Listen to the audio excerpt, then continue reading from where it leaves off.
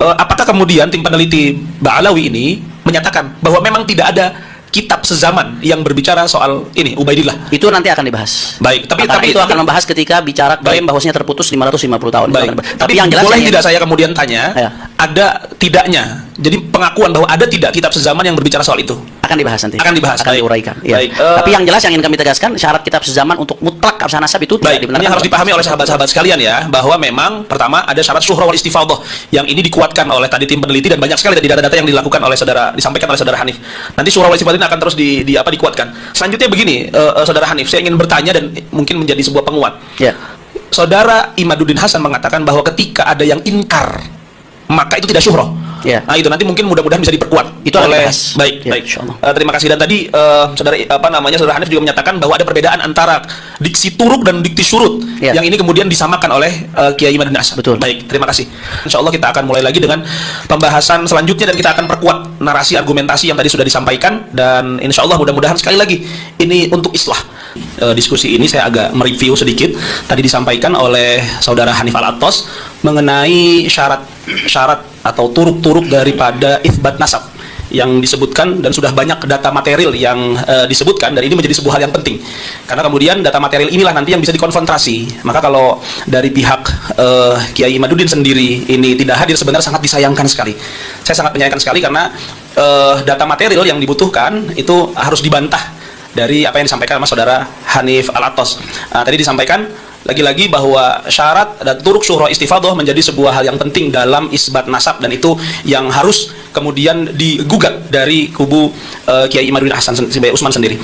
Baik, sebelum nanti kita akan masuk kepada sesi selanjutnya, ini kita akan melanjutkan kembali apa yang tadi disampaikan oleh saudara Hanif Al-Attas agar kemudian sistematika berpikir bagi sahabat-sahabat sekalian itu lebih terarah.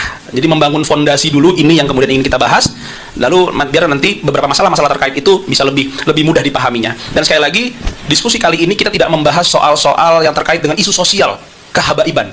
Isu sosial itu tidak pernah kita bahas. Mungkin itu di sisi selanjutnya, habaib-habib yang seperti ini, yang seperti ini, yang seperti ini, itu tidak kita bahas sama sekali. Kita fokus hari ini pada permasalahan isbat nasab, metodologi isbat nasab. Itu yang kemudian fokus kita. Dan saya kembali lagi menasehati, bukan menasehati ya, anggaplah kemudian memberikan saran bagi para narasumber sekalian dengan ayat Allah Subhanahu wa taala berfirman, wa qula lahu qaulan layyina la'allahu yatadzakkar aw yakhsha. Berkata yang baik, cara penyampaian yang baik, diksi kata yang kemudian dipilih adalah sebuah diksi kata yang baik, agar kemudian pihak yang memang saat ini menggugat itu yatadzakkar aw yakhsha. Itu yang terpenting agar kemudian tercipta rekonsiliasi di antara kita bersama. Baik, saya persilahkan kepada saudara Hanif Al-Attas untuk bisa melanjutkan apa yang tadi disampaikan. Terima kasih. Assalamualaikum warahmatullahi wabarakatuh. Alhamdulillah wassalatu wassalamu ala Rasulillah wa ala alihi washabbihi man wala. Sebelumnya saya minta maaf kepada pendengar sekalian ya, karena ini formatnya bukan diskusi dua arah, maka berubah jadi format seminar ini. Karena yang kita tunggu-tunggu nggak datang. Sehingga saya minta maaf kalau saya ngambil waktu agak panjang, karena seperti yang tadi kami gambarkan, analogikan, ini saya membangun pondasi, nanti akan ada bangunan-bangunan oleh kawan-kawan yang dibangun di atas pondasi tersebut, sehingga mohon dimaklumi sedikit kalau ini agak panjang. Dan kelihatannya karena seruannya 3 hari 3 malam, nah jadi kami persiapannya 5 hari 5 malam ini bahannya. Jadi mohon maaf kalau agak panjang seperti itu. Jadi tadi kita kembali penyimpangan pertama, kita sudah sepakat ya, ternyata ulama itu, ratusan ulama itu yang dulu sudah benar, mereka tuh nggak meleset, sudah betul. Tapi kenapa kok Imat bisa begitu yakin hanya dia yang benar, semua ulama salah? Sehingga dari sini kita bisa kesimpulkan sudah jelas-jelas dia yang menyimpang. Salah satu tadi itu diantaranya dia mengabaikan dan menabrak tatanan ilmu nasab. Saya tadi udah tegaskan masalah syarat sezaman yang itu merupakan syarat mutlak kata Imat dan kawan-kawan, itu adalah syarat yang dibuat-buat. Kalau ada kitab sezaman ya boleh-boleh saja, bagus-bagus saja, tapi itu bukan syarat mutlak yang kemudian karena nggak ada kitab tersebut lalu dianggap nasab tidak tersambung. Tadi kita sudah uraikan panjang lebar, saya kira yang masalah itu sudah tuntas. Kemudian di antara kaidah nasab berikutnya yang diabaikan, saudara Imat ini selalu mengatakan nasab habaib Ba'alawi mardudun batil, tertolak, batal. Oh, bahkan mustahil mustahil tersambung. Nah, ini nih lagi-lagi hal ini timbul karena mengabaikan klasifikasi nasab menurut ulama nasab. Ini penyimpangan terkait ilmu nasab juga. Kalau orang paham ilmu nasab, ini basic sekali, hampir di semua kitab teori nasab ini yang dijadikan rujukan oleh Imat disebutkan ya, nasab itu ya setidak-tidaknya ada beberapa klasifikasi, ada beberapa perincian, saya ambil secara global. Setidak-tidaknya ada 4 bagian. Ada yang namanya nasab sahih atau nasab thabit. Nasab sahih ini adalah nasab alladzi ta'akkada thubutuhu bi silsilatin shahihah. Nasab yang telah dipastikan kebenarannya melalui rantai yang sah, ya mujma'un ala sihhatiha min qibalin nasabin al-muhaqqiqin, yang disepakati keabsahannya oleh para nasabah yang muhakkik. Di sini maksudnya disepakati setiap nasabah yang membahas nasab tersebut menganggap sah. Nah, kalau yang nggak bahas ya layun sabuli sakitin qaulun. Kalau yang nggak bahas ya berarti dia nggak ada pendapat. Ini kita bicara setiap ulama nasab yang ngebahas nasab tersebut menganggap itu sah. Nah, itu nasab yang seperti ini dianggap sebagai nasab sahih atau disebut juga sahihun tsabit. Itu yang pertama. Dan para ulama dengan kesaksian mereka mengatakan nasab Balawi termasuk kategori ini karena semua nasabah yang bahas nasab Balawi menganggap ini nasab sah. Nggak ada satupun nasabah yang bahas nasab Balawi kemudian menganggap nasabnya tidak sah. Sehingga dia masuk kategori yang pertama. Kemudian yang kedua ada nasab masyhur. Saya kasih ringkasnya, singkatnya. Nasab masyhur ini adalah nasab yang terkenal, syuhra wal istifadhah di kalangan banyak orang. Ya, apalagi di kalangan kabilah itu sendiri. Hanya saja sekelompok orang yang sudah masyhur ini nggak tahu cara ketersambungannya bagaimana. Misalkan contoh, ada sekelompok orang yang memang sudah dikenal secara turun-temurun sebagai Al-Husaini misalkan. Tapi ini nggak ada yang ingkar, mereka ini keluarga Al-Husaini. Tapi amudun nasabnya, silsilah nasabnya itu sulit untuk ditemukan data ketersambungannya di tengah kepopulerannya. Atau contoh, ada satu keluarga terkenal turun-temurun sebagai Ali Idrus. Tapi nggak ada amudun nasab yang bisa diverifikasi yang dipastikan itu Ali Idrus. Untuk Ali Idrusnya itu ke Sayyidina Abdullah Idrus nyambungnya dari mana? Fulan bin Fulan bin Fulan bin Fulan. Nah itu nggak lengkap. Andai kata ada nasab seperti itu, tapi dia syuhra istifadhah dan diakui, itu sudah cukup untuk mengakui dia sebagai Ali Idrus. Nggak boleh kita langsung semerta-merta menafikan. Kecuali kalau ada mu'arid yang ingkar, ada yang ta'an, ada yang menafikan, ada nasab yang menafikan. Itu lain cerita tuh. Itu disebut nasab masyhur. Jangankan nggak disebutin sumbernya, jangankan salah satu nggak disebutkan. Ini nggak ketemu jalurnya. Tapi karena syuhra istifadhah masih diakui tetap. Nah, begitu juga yang ketiga, tingkatan yang ketiga ini nasab yang makbul. Nasab makbul yang seperti apa? Makbul itu alladzi athbatahu qaumun min nafsil qabilah alladzina hum ashabus syan wa nafahu qaumun min nafsi tilkal qabilah fal itsbat wan nafi fihi mutasawiyan. Maaf saya interupsi Habibna. Kalau kemudian ibarah-ibarah Arabnya tidak perlu disebutkan, biar langsung penjelasan saja. Kan data materialnya sudah ditampilkan di terima kasih. Nasab yang makbul ini nasab yang diitsbat oleh sekelompok orang dari suku tersebut yang mengerti tentunya. Kalau yang nggak mengerti nggak dianggap. Kemudian dinafikan oleh sekelompok lain. Jadi ada yang mengitsbat, ada yang menafi. Itu masih disebut makbul, masih bisa diterima. Ada ikhtilaf antar nasabah, itu nggak langsung semerta-merta mardud. Ini kalau kita mau pakai logika imat, terlepas dari logika tersebut salah. Andai lau salamna syajarah mubarakah itu yang dianggap mu'arid itu nafi satu, itu nafinya bukan dari nafsul kabilah. Yang kedua, andai pun mau dianggap mu'arid, andai dia mau anggap seandai, ada iftirat, jangan dipotong. Ini iftirat. Andai kata ada satu nasab mukhtalafun fi, itu masih disebut makbul. Nggak boleh langsung semerta-merta disebut mardud. Apalagi kalau nggak ada yang ingkar seperti nasab Balawi. Makanya disebut sahih oleh para ulama. Nah, jadi yang mardut itu seperti apa? Nah, di sini disebutkan mardut itu kalau ada orang ya ngaku ke satu kabilah dibuat-buat, kemudian kabilah tersebut menafikan. Ada orang ngaku kepada sebagai Al-Atos misalkan. Nah, Habib Ahmad bin Muhammad Al-Atos yang ngerti nasab Al-Atos bilang, "Ente nggak mungkin Al-Atos nih. Secara hitung-hitungan nggak mungkin. Secara begini-begini. Al-Atosnya sendiri nolak. Abah ente itu bukan Al-Atos. Kok bisa ente jadi Al-Atos?" Itu namanya mardut. Ada orang ngaku misalkan keturunan Sultan Hasanuddin. Nah, aku teriak Sultan Hasanuddin. Keturunan Sultan Hasanuddin sendiri nggak ngakui, nolak. Itu baru nasab mardut, Gus Wafi. Mardut itu yang namanya mardut dalam definisi ilmu nasab. Nah, jadi kalau dia paham klasifikasi ini, nggak langsung ujuk-ujuk main mardudun, batilun, qot'iyun, bla bla bla bla.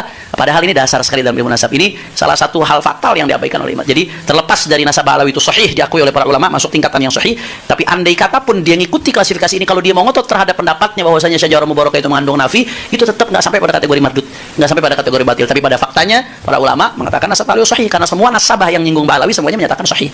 Nah, itu yang penting. Andai kata dia paham saja ini udah selesai, nggak akan sepanjang ini urusannya. Apalagi sampai hakul yakin. Nah, kemudian berikutnya, beliau ini kalau kita lihat di buku pertama, keduanya itu, khususnya buku pertama itu hanya fokus ke kitab-kitab nasab. Padahal penelitian nasab itu nggak hanya di kitab-kitab nasab. Kitab-kitab sejarah juga penting sebagai bagian dari penelitian nasab. Ya, itsbat pakai kitab nasab. Tapi penelitian sejarah itu menjadi salah satu instrumen penting di dalam melacak nama-nama yang ada dalam sebuah nasab, di dalam melacak syuhran istifadhah dan lain sebagainya. Sayangnya di buku penelitian yang pertama yang membuat geger di awal itu, saya lihat bahkan nggak menyinggung referensi sejarah sama sekali di situ. Ini seolah-olah meremehkan urgensi kitab-kitab di luar nasab. Padahal ya Al-Imam Al-Kamlani dalam kitabnya Al-Budur Al-Madiyah fi Tarajim Al-Hanafiyah itu mengatakan laulat tarikh lajuhilatil ansab wa nusiyatil ahsab. Ya, kalau bukan karena sejarah orang nggak tahu nasab. Nasab itu bahkan bagian daripada ilmu sejarah. Mengabaikan kitab-kitab sejarah dalam penelitian nasab itu sesuatu yang sangat-sangat fatal, apalagi langsung mengambil kesimpulan dini dan langsung digembar-gemborkan. Begitu juga ya di Al-Janadi sendiri yang sering dikutip oleh saudara Imad, di sini disebutkan laulahu lajuhilatil ansab wa darasatil ahsab wa lam tufarraq bainal jahalah wa dzawil albab. Ya, kalau nggak ada ilmu tarikh orang nggak tahu nasab. Dan ahsab itu akan hilang begitu saja semuanya. Nggak bisa dibedakan mana yang ahli ilmu, mana yang punya akal. Jadi mengabaikan urgensi kitab-kitab di luar nasab, baik kitab sejarah kah atau kitab-kitab lain yang mengandung informasi sehingga mengambil kesimpulan dini, ini saya kira sangat-sangat fatal. Bahkan Ibrahim bin Mansur sendiri mengatakan kalau sudah keterangan di kitab nasab, ya wa kadza yazdadu nasab quwwatan ala quwa idza ittafaqat hadhihi syura wal istifadha ma aqwal ulama nasab wa tarikh thiqat fi hadha nasab. Keterangan kitab nasab kalau udah ketemu sama syuhra istifadha, cocok sama pendapat ulama, cocok sama keterangan di tarikh, wah itu kuah fawqal kuah. Udah validasinya tuh makin luar biasa, double validasinya. Kekuatan di atas valid, di atasnya valid itu. Dan faktanya nasab alawi seperti ini. Selain diakui di kitab nasab, diakui syuhra istifadha. Yang akui syuhra istifadha bukan saya loh, ulama yang ngakuin itu syuhra istifadha. Dalam perspektifnya ulama. Dan ini sesuai juga dengan kitab-kitab sejarah. Dan itu konsisten, luar biasa. Jadi ini harusnya kuatan ba'da kuwatin.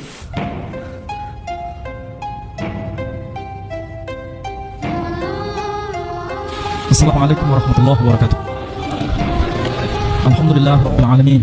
Asyhadu an la ilaha illallah wahdahu la syarika lah wa asyhadu anna Muhammadan abduhu wa rasuluh la nabiyya ba'dah. Terima kasih atas kehadiran saudara-saudara sekalian, karena pada hari ini kami dari Yayasan Pembina Mu'allaf At-Tauhid menerima tamu-tamu yang tentu saja membuat heboh Indonesia. Tamu-tamu ini kami terima dengan tangan terbuka. Siapapun yang datang ke Geraha Mu'allaf kami terima semua. Ada yang muslim, ada yang non-muslim. Datang bertamu kepada kami akan terima. Siapapun yang datang. Kebetulan saat ini yang datang adalah dari saudara-saudara yang asal dari Trah Wali Songo. Seandainya dari kalangan Ba'alawi datang ke sini, kami juga akan terima. Prinsip dasar yang dikembangkan oleh Geraha Mu'allaf adalah kajian akademik. Dan itulah semangat yang harus menjadi panduan kita. Membela kebenaran, bukan membela pembenaran.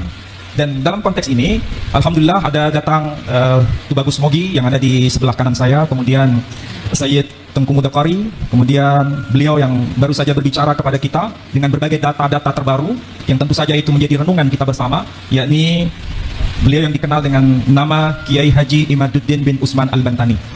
Kemudian ada juga Kiai Pleret atau Gus Fuad Pleret yang senyumnya membuat kita semakin terkesima, dan juga Kiai Nur Ikhya yang sangat halus bahasanya, sangat santun, tutur katanya, yang membuat kita sangat sulit untuk menolak apa yang beliau katakan. Kemudian Gus Fakih Al-Muqaddam katanya. Mudah-mudahan ini menjadi penyemangat. Setiap orang itu punya karakter, tapi karakter masing-masing orang itu sebetulnya bermuara dari hati. Dan sebenarnya dia bicara dalam konteks kebenaran atau dalam konteks bukan kebenaran, itu bisa dideteksi. Dan saya kira kita semua punya itu. Nah, masalahnya apakah yang tadi beliau katakan itu manipulasi atau tidak? Pasti, dan pasti orang yang cerdas dan waras bisa membuktikannya. Nah, saudara-saudara sekalian, saya tidak akan menjelaskan secara detail apa yang telah diuraikan oleh beliau-beliau tadi. Saya hanya ingin mengetuk hati kita semua bahwa untuk membuktikan kebenaran itu tidak cukup dari klaim sepihak. Ini sering saya ulang. Untuk membuktikan kebenaran itu bukan pada dokumen sepihak atau dokumen internal, tapi harus dokumen eksternal. Itu minimal yang harus kita pahami. Apalagi dalam konteks yang sezaman. Kita mulai dari tokoh yang tentu saja ini penting. Tapi sebelumnya saya ingin garis bawahi, agama yang ada di sekitar kita, sumbernya itu bila berasal dari sumber yang satu, pasti pesannya itu seragam. Apa buktinya? Muslim mengenal istilah salam, arti harfiahnya damai sejahtera. Nasrani dan Yahudi mengenal istilah shalom, arti harfiahnya damai sejahtera. Kalau kita lihat ajaran Hindu mengenal istilah shanti, om, shanti, shanti, shanti, om, arti harfiahnya damai sejahtera.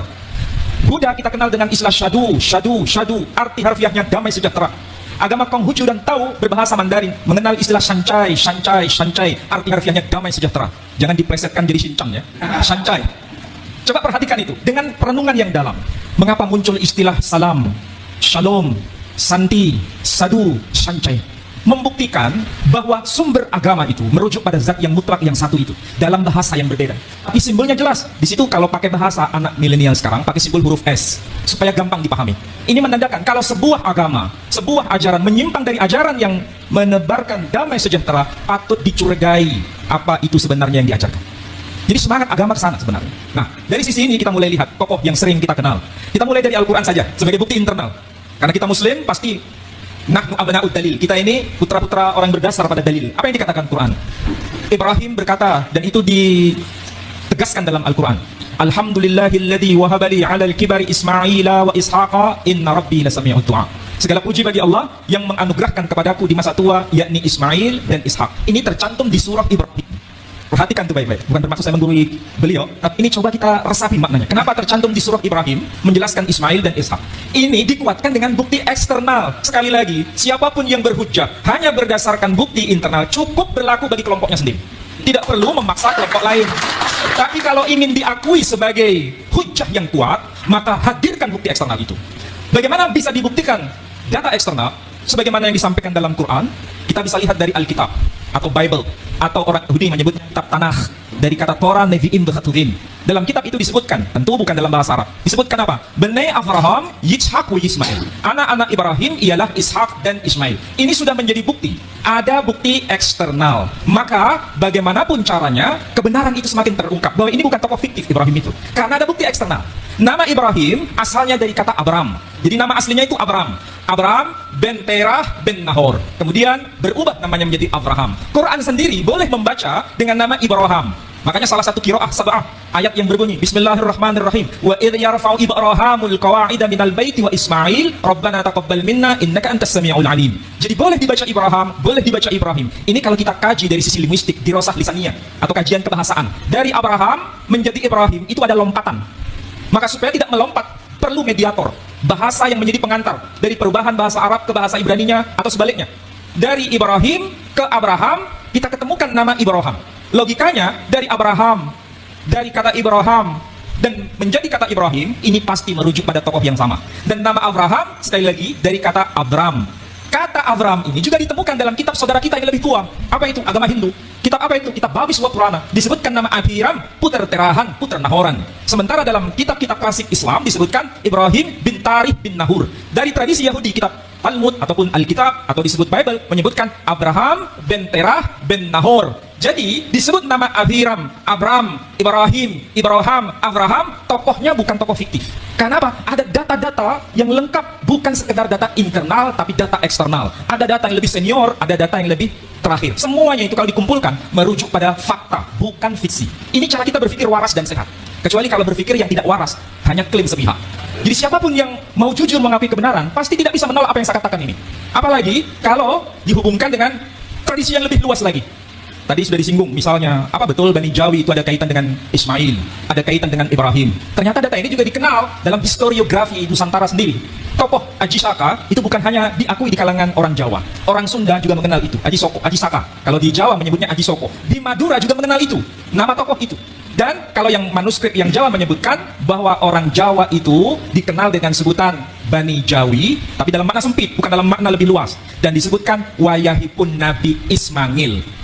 Itu perlu dibahas sebetulnya. Karena orang Jawa sendiri, kebanyakan yang generasi milenial ini jarang sekali buka-buka manuskrip. Jarang sekali buka-buka data tradisi mereka sendiri. Kebanyakan mereka belajar dari sisi tradisi asing. Nah, berkaitan dengan itu, maka perlu namanya penyadaran. Bahwa negeri kita ini, jangan sampai kita buta dengan sejarah kita sendiri. Saudara-saudara yang generasi muda punya kewajiban untuk menelusuri kembali kekayaan budaya kita. Artefak kebudayaan kita itu begitu luar biasa. Maka inilah waktunya bagi saudara-saudara untuk merefleksi diri. Dan Kiai Imaduddin Al-Bantani sudah memberikan semacam preambul. Bagaimana cara mengkaji data itu secara baik. Ada plus minus itu pasti, tetapi bukan berarti kita ini tidak mau baca. Masalahnya masyarakat kita ini tidak mau baca. Bahkan sebelum mendengar sudah a priori. Bahkan karena terlalu tradisi itu begitu mengakar lama sehingga ketika menemukan sesuatu informasi yang sepertinya asing dianggap sebagai yang salah. Akibatnya apa? Ini doktrin. Agama itu tidak hanya dalam konteks doktrin, tapi juga pertanggungjawaban ilmiah. Saya yakin saudara-saudara yang ada di depan saya dan para ulama yang ada di samping kanan dan di samping kiri saya ini punya kewajiban moral untuk memberikan penyadaran kepada anak-anak muda, kepada bangsa besar ini supaya beragama bukan sekedar doktrin, apalagi halu itu sangat-sangat tidak berkenan. Maka yang penting adalah bagaimana beragama dengan pertanggungjawaban moral sehingga menjelaskan Islam itu dengan cara yang benar, menjelaskan Islam itu dengan cara yang benar-benar akademik dari bukti internal dan bukti eksternal. Itu minimal. Dan tentu saja ini tidak mudah. Perlu pertanggungjawaban studi yang semakin meningkat dari hari demi hari. Saya kira demikian yang bisa saya tambahkan. Saya tidak bermaksud untuk mengulang kembali, tapi saya hanya memberikan semacam informasi secuil saja yang bisa bermanfaat untuk saudara-saudara sekalian. Saya kira demikian. Wassalamualaikum warahmatullahi wabarakatuh. Waalaikumsalam warahmatullahi wabarakatuh.